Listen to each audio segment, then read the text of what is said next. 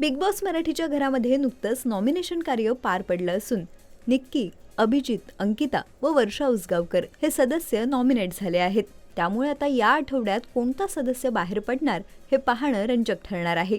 अशातच नुकताच big boss मराठीचा नवीन प्रोमो समोर आला असून या प्रोमोमध्ये निक्की व अभिजित या आठवड्यात कोण बाहेर पडणार याबद्दल चर्चा करताना दिसत आहेत. तर निक्की म्हणते वर्षाताई बाहेर जाऊ शकतात. पुढे अभिजित देखील या गोष्टीला दुजोरा देत म्हणतो, कारण आता त्या काही वेगळं करत नाही आहेत. तर दुसरीकडे अरबाज, आर्या, जान्हवी पार पडलेल्या नॉमिनेशन कार्याबद्दल चर्चा करताना दिसून येत आहेत. याचसह बिग बॉसच्या घरामध्ये शेरोशायरीचा माहोल तयार झाला असून पॅडी कांबळे घरातील सदस्यांना शायरी ऐकवताना दिसत आहेत.